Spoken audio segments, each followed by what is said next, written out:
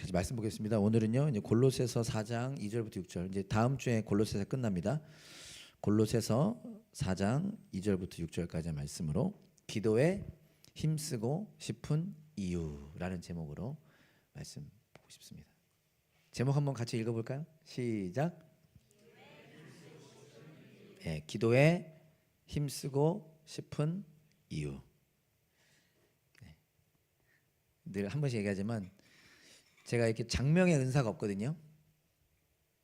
그런데 되게 고민하고 정한 제목이에요. 고민의 흔적이 보이십니까? 보이세요? 네. 기도, 이게 되게 저는 기도하고 정한 기도에 힘쓰고 싶은 이유. 제 의도가 티가 나실지 모르겠습니다. 자, 우리 골로새서 4장 2절부터 6절까지 우리 오늘은 한 목소리로 한번 읽어보면 좋겠습니다. 골로새서 4장 2절부터 6절까지 다 함께 읽겠습니다. 시작. 기도에 힘을 쓰십시오.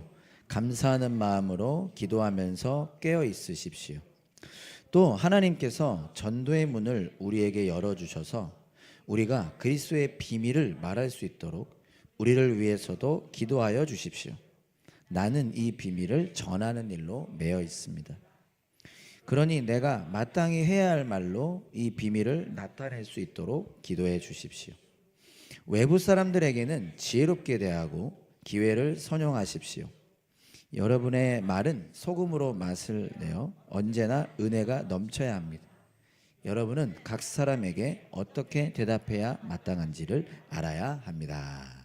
한 번 더 기도하겠습니다. 하나님 아버지, 함께 예배 드릴 수 있어서 다시 한번 감사드립니다. 예배의 기쁨, 예배의 은혜를 우리로 하여금 누리게 하여 주세요. 말씀을 전합니다. 저의 부족함과 실수함은 가려주시고 우리 한 사람 한 사람의 마음의 문을 열어주시고 또 우리가 주님께로, 주님의 말씀으로 우리의 생각을 집중하여 또 말씀을 경험하고 실천하는 시작이 일어나게 하여 주십시오. 예수님 이름으로 기도합니다. 아멘. 우리 함께 고백해 봅시다. 말씀에는 능력이 있습니다. 말씀이 우리를 변화시킵니다. 나의 마음을 말씀을 향해 열겠습니다. 아멘. 여러분, 기도란 뭘까요? 기도가 무엇일까요? 제가 어떤 형제님과 기도라는 주제로 대화를 잠깐 하게 됐고, 참고로 그 형제님은 기도가 어렵다라고 느끼고 있었습니다. 그리고 아마 비슷한 생각을 하고 있는 분들이 있을 수도 있겠다 싶은데, 본인이 보기에 함께 기도하는 시간에 다른 사람들은, 물론 저희가 그렇게 막 길게 기도하진 않았으니까 그럴 수도 있겠지만, 기도를 잘 하는데 자기는 더 이상 할 말이 없는 거야. 그리고 옆 사람 보니까 계속 말을 해, 잘해. 이런 고민이 있던 찰나였던 것 같아요. 근데 제가 그 형제님께 이렇게 말했습니다. 무엇인가를 계속 말하는 것만이 기도가 아니다. 기도를 모태신앙들은 많이 들어보셨을 거예요. 기도란 무엇인지에 대해서 정의할 때 가장 많이 우리가 하는 정의 중에 하나가 뭐죠? 전통적으로 기도란 하나님과의 대화다, 호흡이다라고 표현했을 때, 기도를 하나님과의 대화라고 표현할 때 대화는 어떻게 이루어지죠? 내가 말만 하는 게 대화가 아니죠. 제가 그렇게 얘기했어요. 말만 하는 게 대화가 아니지 않느냐. 마찬가지로 때로는 말하고 때로는 듣고 때로는 생각하는 것이 기도다라고 했는데요. 감사하게도 이 형제님께 이 말이 되게 이렇게 다가온 거예요. 아, 기도가 그런 거였군요. 그러면서 자기의 마음이 많이 편해졌고 기도 시간이 많이 좋아졌다라는 거야. 계속 말만 해야 되는 줄 알고 자기는 더 이상 모든 말 다 했는데, 온 세계를 위해서 기도 다 했는데 할 말이 없는데, 아, 기도는 내가 말만 하는 게 아니라 듣고, 물론 그것도 어려울 수 있죠. 그리고 생각하는 거. 기도라는 단어가 프로슈케라는 단어가 쓰여졌습니다. 프로슈케. 여러분, 우리가 오늘 함께 예배 드리는데 예배하다라고 하는 단어가 어떤 단어가 쓰여지냐면요, 프로스키네오. 잊어버리세요. 비슷하죠. 기도라고 하는 프로슈케와 예배라고 하는 프로스키네오가 같은 어원을 가지고 있습니다. 이 얘기를 왜 하냐? 기도라고 하는 단어에 포함된 의미가 뭐냐면 하나님 앞에서 행하는, 자, 생각해 보세요. 엎드림, 고백, 간구, 찬양, 감사, 중보를 의미하는 게 기도라는 단어예요. 팀 켈러 목사님의 저서 중에 팀 켈러의 기도라는 책이 있습니다. 아마 우리 사무실에도 있을 확률이 있는데 여러분 이게 너무 좋은 책이니까 기도에 대한 답답함이 있으신 분들은 이거 꼭 한번 읽어보십시오. 영어 제목은 뭐냐면 prayer입니다. 맞나요? 발음이 prayer. 근데 이제 한국 제목은 팀 켈러의 prayer, 팀 켈러의 기도 이렇게 돼 있거든요. 근데 책 표지에 prayer라는 단어 밑에 이런 수식어가 있는데 내가 발음을 한번 체크를 못 해봤는데 이게 되게 중요해요. 뭐라고 표현되어 있냐면 수식어가 experiencing awe and intimacy with God 이렇게 수식어가 되어 있어요. 영어 잘하는 분, 이 정도 영어 하시죠? 이게 다 포함하고 있는 것 같아요. 기도가 뭐냐면, prayer가 뭐냐면 경험하는 거예요. experiencing 뭐를? awe and intimacy with God. 그러니까 이게 무슨 의미냐면 이 책의 핵심이 뭐냐면 기도는 단순히 원하는 걸 요청하는 행위가 아니라 그것도 포함하죠. 하나님을 향한 반응이라는 거예요. 하나님께서 거룩한 말씀과 은혜로 시작하신 대화를, 이 되게 좋은 표현입니다. 여러분 이거 한번 기억해 보세요. 하나님께서 거룩한 말씀과 이 성경 말씀을 말하는 거예요. 그리고 은혜로 시작해 주신 대화를 끊임없이 이어가서 마침내 주님과 온전히 만나는 단계에 이르는 일을 기도라고 표현합니다. 이 팀 켈러 목사님은요. 그러니까 하나님께서 여러 가지 방법으로 은혜로 우리에게 찾아오셨어요. 예수님의 십자가와 부활의 은혜로 우리와 관계를 맺어 주셨습니다. 저 멀리 계신 추상적인 분이 아니라, 관념이 아니라 하나님은 나의 하나님 아버지가 되셨고 나는 하나님의 자녀가 되었죠. 그 하나님과의 관계를 계속해서 이어나가는 시간이 기도라는 거예요. 제가 좋아하는 요즘 이분 제가 또 인용 많이 하죠. 갑자기 이정규 목사님이라는 분은 우리 새가족반 교재를 이분을 쓰잖아요. 이분은 기도 책에서 뭐라고 표현하냐? 기도는 비슷해 다 의미가. 아버지 하나님을 신뢰하며 그분의 나라와 뜻에 참여하는 관계적 대화다라고 표현합니다. 어렵지 않죠? 이게 기도라는 거예요. 저는 이 내용을 쭉 읽어가면서 기도를 이렇게 표현해도 좋겠다라는 생각이 저는 들었습니다. 물론 어떤 분들에게 이것이 어렵게 느껴질지도 모르겠지만 저는 이렇게 표현해봤어요. 기도란 멈춰서 예수님을 바라보는 것. 우리의 하루라고 하는 삶의 일상 속에서 잠시 멈춰서 몸도 마음도 생각도 멈춰서 예수님을 바라보는 것. 그래서 그분께 나의 마음을 토로하고 그분이 나에게 성령님을 통하여 성경 말씀을 통하여 내 안에서 말씀하시는 부분들을 듣고 또 그 부분을 생각하는 것. 그게 기도다. 저는 이렇게 한번 표현해 보고 싶었습니다. 바울이 오늘 본문에서 이렇게 말해요. 2절 말씀입니다. 기도에 힘을 쓰십시오. 감사하는 마음으로 기도하면서 깨어 있으십시오. 여러분 기억나세요? 골로새서는 어떤 편지라 그랬죠? 바울이 감옥에서 쓴 편지가 골로새서예요. 지금 바울은 감옥 안에 있습니다. 즉 감옥 안에 있는 바울이 지금 골로새 교회와 오늘 저와 여러분들에게 기도에 힘을 쓰라는 이유는 뭐죠? 말하고 있는 의미는 뭐죠? 바울은 감옥 안에서도 기도에 힘을 쓴 거야.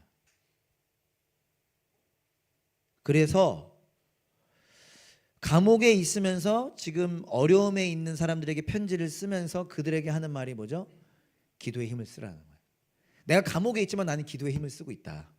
여러분들도 믿음이 흔들리는 상황 속에서 가장 집중해야 되는 일이 뭐냐?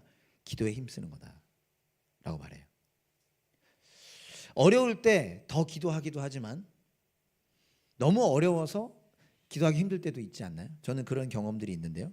바울은 어떻게 감옥에 있었음에도 불구하고 기도에 힘을 쓸 수 있었을까? 그 비결이 뒷부분에 나오죠. 뭐라고 말합니까?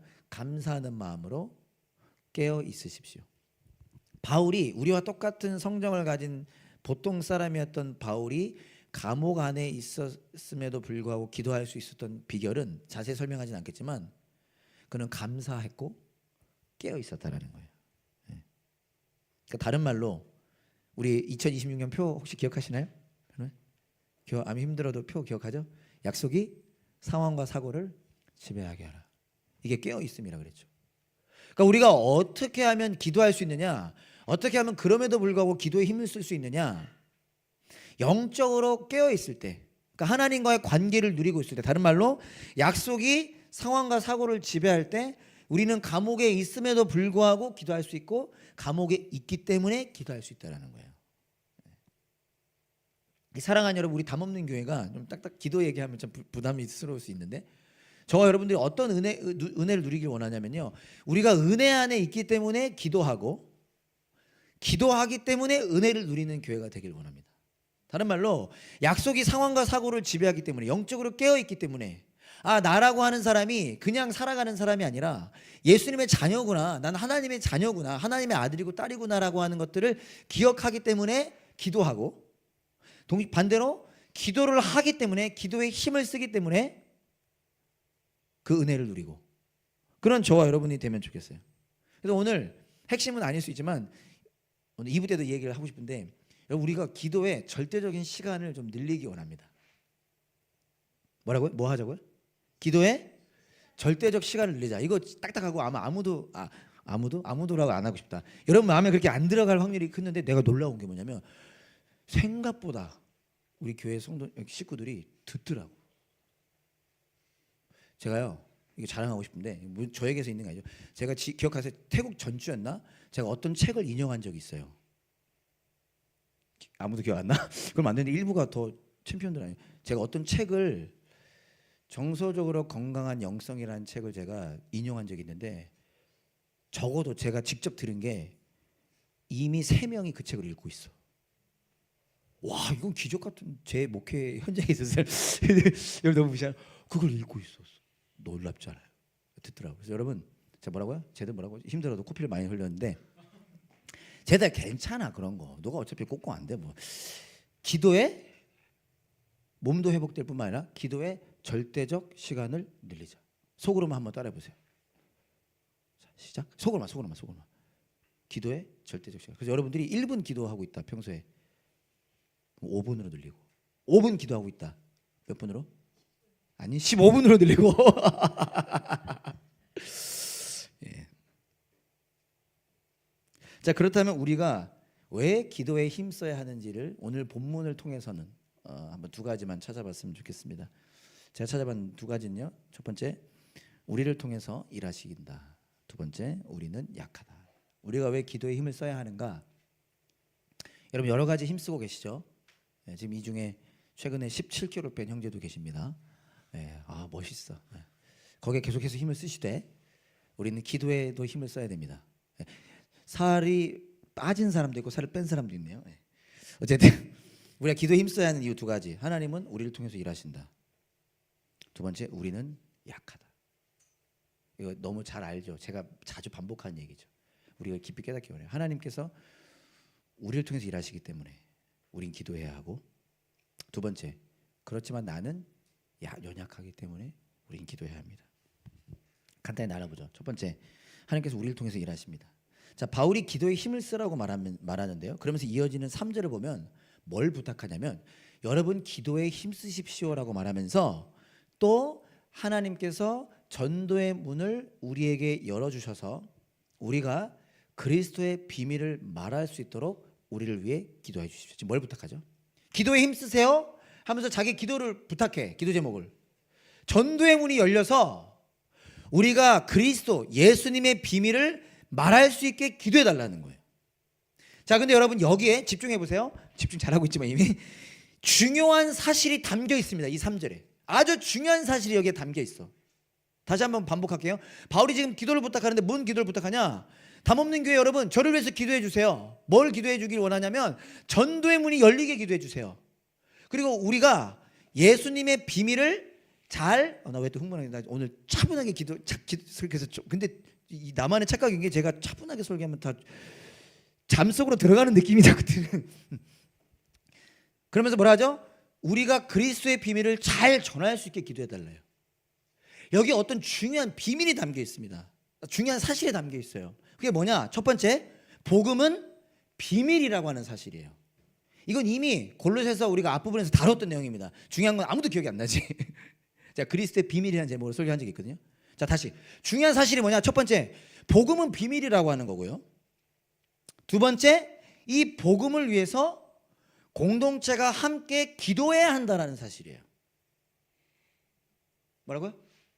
복음은 비밀이다. 두 번째, 그 복음을 위해 공동체가 함께 기도해야 한다는 사실입니다. 그러니까 무엇을 알 수 있냐면요, 여러분 기도해 주세요. 전도의 문이 열리게 기도해 주세요. 전도는 뭐죠? 복음을 전하다라는 뜻이죠.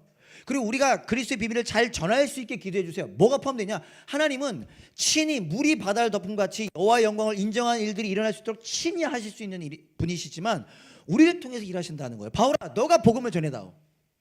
담없는 교회야, 너가 복음을 전해다오. 그러니까 기도를 부탁을 뭐라는 거예요? 우리가 잘 전할 수 있게 기도해달라고 부탁하는 거잖아요.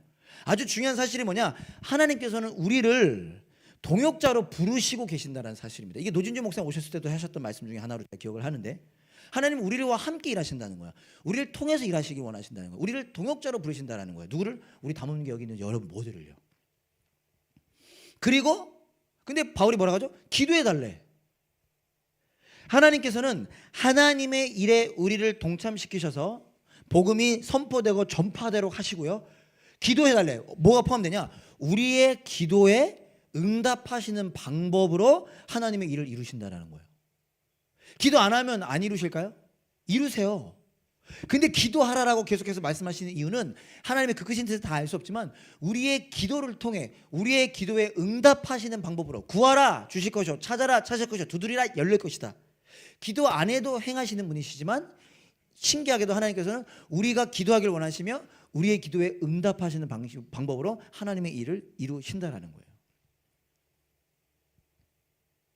골로새서는 아까도 말했던 것처럼 바울이 감옥에서 쓴 편지라 어렵게 옥중서신이라고 표현하는 편지 중에 하나입니다. 지금 바울은 감옥 안에 있습니다. 자, 여러분, 우리가 감옥 안에 있다면, 제가 감옥 안에 있다면 어떻게 기도 부탁할까요? 깜짝이야. 그렇죠. 꺼내달라고. 맞아요. 그래서 보면 잘 보시면 이렇게 기도해요. 하나님께서 감옥의 문을 우리에게 열어주셔서. 이렇게 기도하는 게 당연한 거 아닐까요? 근데 바울은 감옥 문이 열리게 해달라고 기도하지 않고, 그게 잘못했다는 뜻 아닙니다. 말씀의 문이 열리게 해달라고 또 은의적 표현을 쓰고 있어요. 일부러 문이라는 표현을 쓰고 있습니다. 당연히 감옥 문 열리게 해달라고 골로새 교인들은 기도했을 거야. 그것도 좋아, 좋은 기도야. 근데 바울이 한 차원 높은 기도를 부탁하죠. 감옥 문 안 열려도 돼. 말씀의 문이 열리게 해줘. 기도 부탁하고 있다는 거예요. 왜일까요? 감옥에서 나가는 게 중요하지 않다라는 것 아닐 거예요. 나가길 원해요. 나갔습니다. 근데 그보다 더 중요한 게 있다라는 거예요. 그렇죠? 바울은 감옥에서 나가는 것보다 훨씬 더 중요한 것을 발견하게 된 것입니다. 뭐죠? 복음. 그러니까 바울이 감옥에 있던 감옥 밖에 있던 그에게 있어서 가장 중요한 일이 된 게 뭐죠? 예수님. 그분을 만나게 된 것, 그분과 함께 살아가는 것.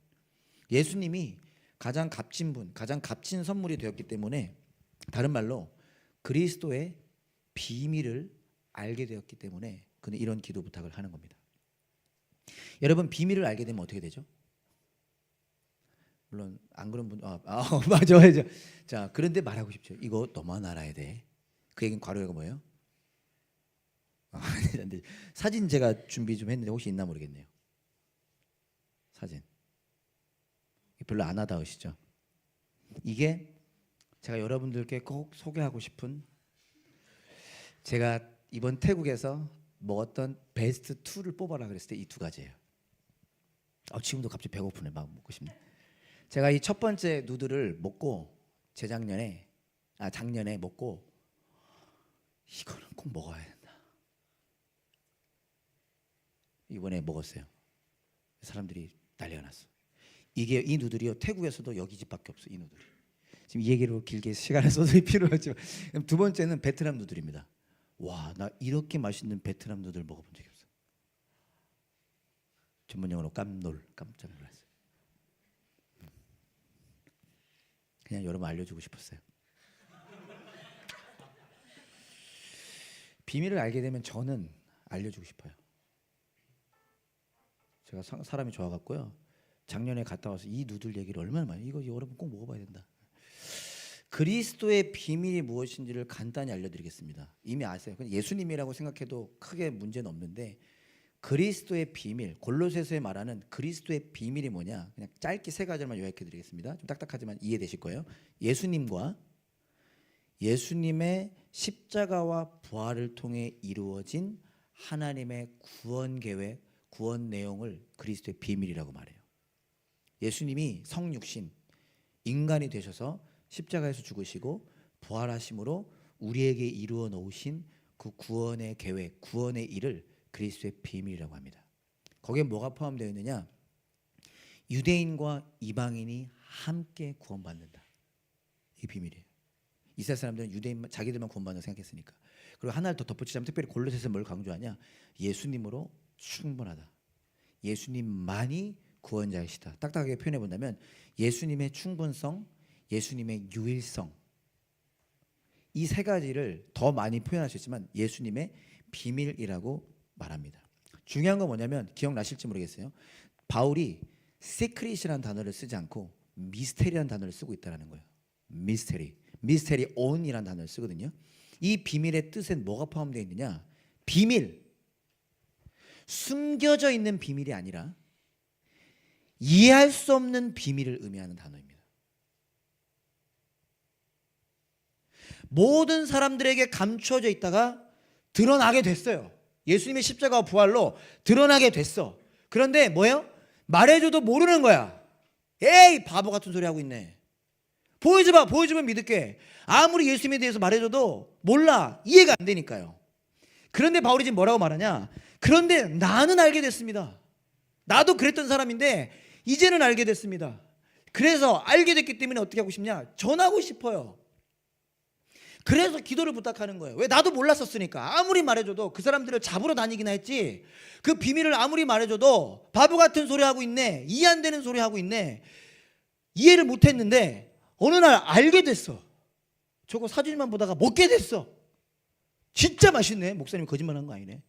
그래서 말해주고 싶은 거예요. 근데 말해줘도 모를 거니까 기도 부탁하는 거예요.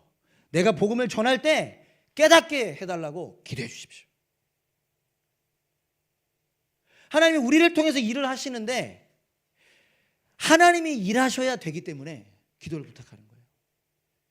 한 형제님이 태국을 다녀와서 일기를 쓰셨는데, 이런 일기를 쓰셨는데 제가 허락 받고 공유하는 거거든요.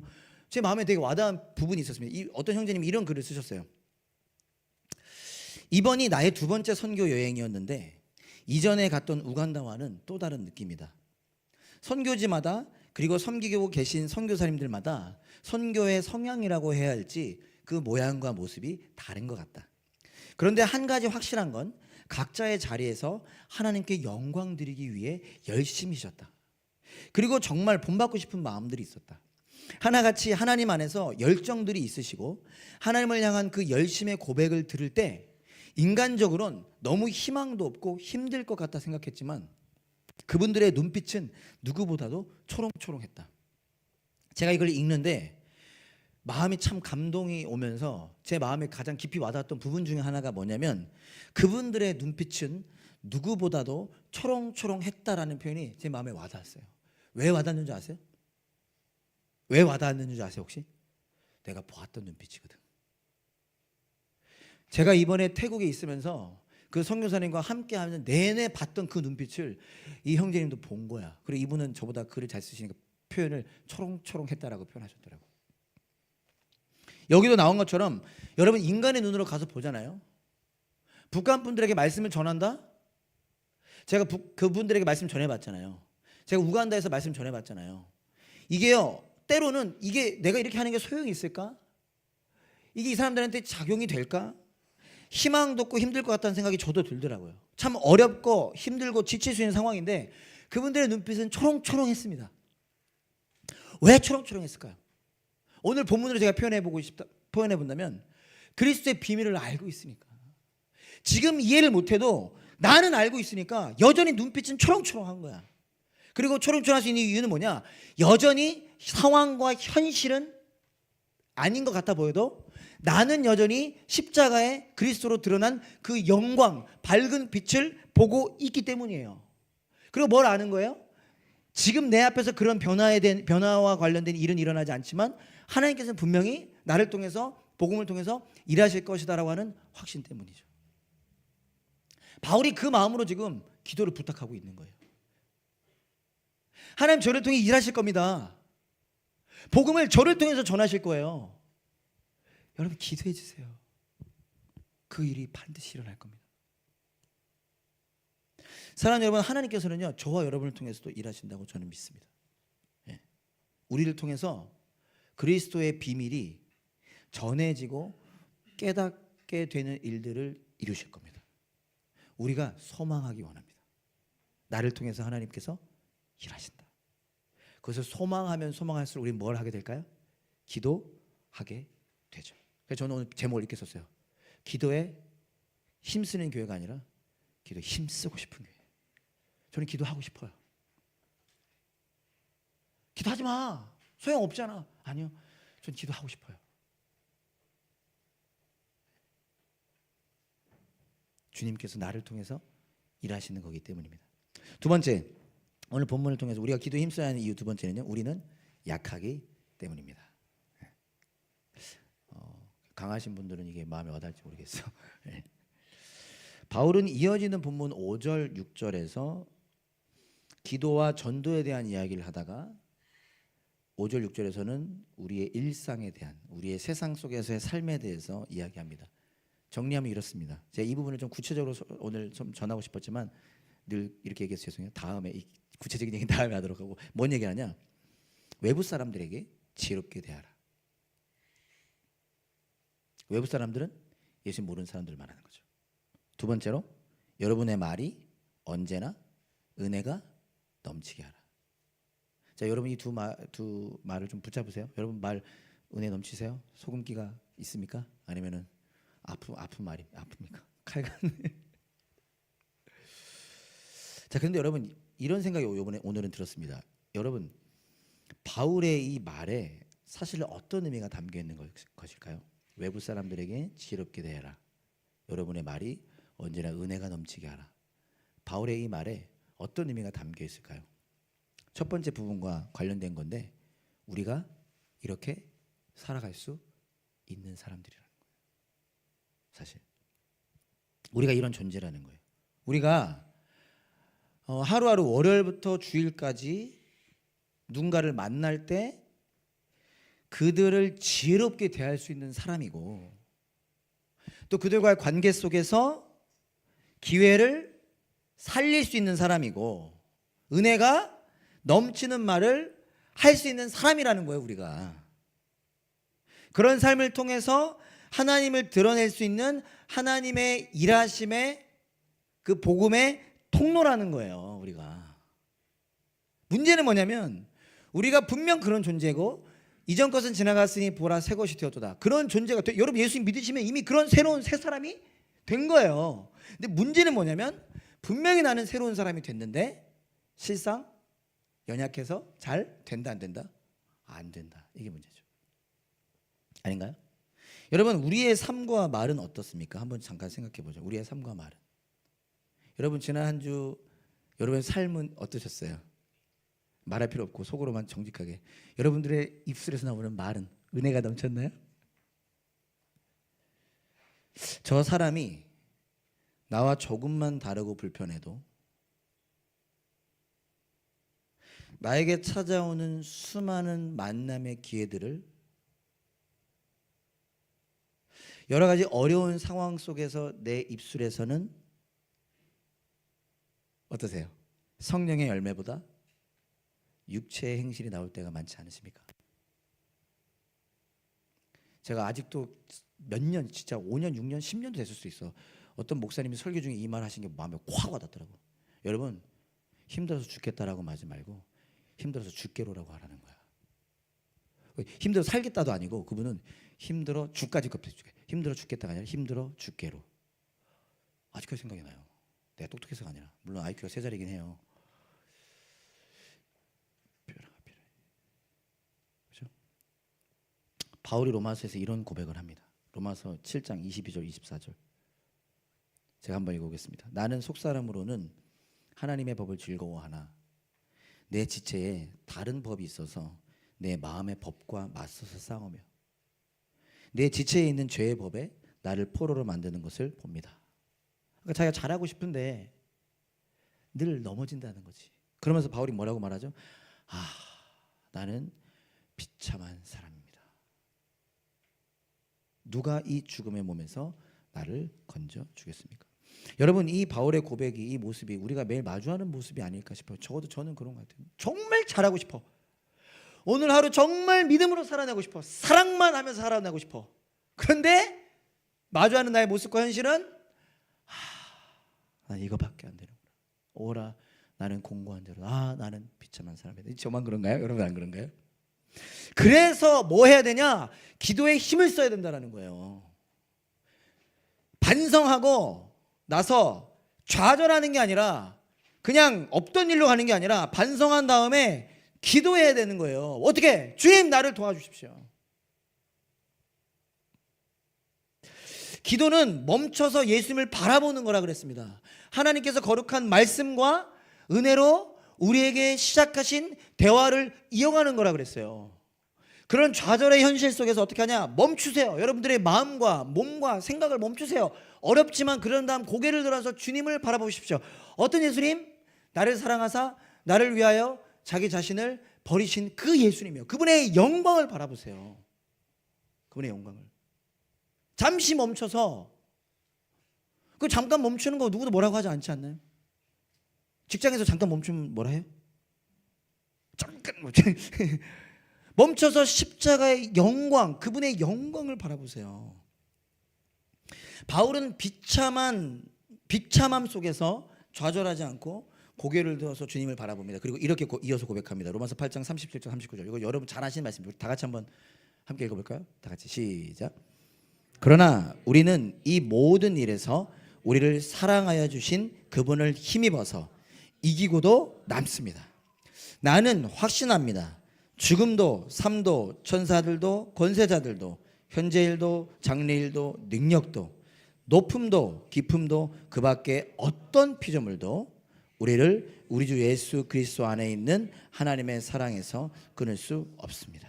이거예요. 이게 기도입니다. 나는 비참합니다. 어제도 오늘도 잘하고 싶었는데 내 마음에 죄의 모습이 다시 드러나서 오늘도 넘어졌습니다. 누가 나를 도와줄 수 있을까요?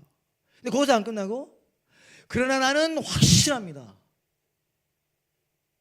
누구도 그 어떤 것도 우리를 우리 주 예수 그리스도 안에 있는 하나님의 사랑에서 끊을 수 없습니다. 사랑하는 여러분, 말씀 마치겠습니다. 예수를 믿는 저와 여러분들에게 있어서 성숙은 독립이 아니에요. 세상에서는 성숙할수록 독립한다 말하겠지만 그리스도인에게 있어서 성숙은요, 성숙하면 성숙할수록 그분을 신뢰하는 것이며 그분을 의지하는 것입니다. 절대 의존. 이게 성숙이에요. 기도는 나의 아버지이시며 나의 목자이신 주님을 의지하는 시간입니다. 여러분이 어떤 방법으로 기도를 하든 그 방법보다는 그 기도의 의미가, 내용이 무엇인지를 기억하면 좋겠습니다. 여러분, 예수님에 대한 내용이 성경에 나올 때 예수님께 습관이라는 단어가 나온 유일한 단어가 기도예요. 예수님께서 습관을 쫓아 기도하셨다 그래요. 모든 것을 아시는 분이 왜 기도하셨을까요? 하나님 아버지를 바라보는 시간이었던 것이죠. 마찬가지입니다. 우리도 그렇게 우리의 치열하고 어렵고 힘들고 외롭고 두려운 삶의 현장 속에서 잠시 멈춰서 주님을 바라보는 것에 힘쓰는 저와 여러분이 되기를 소망합니다.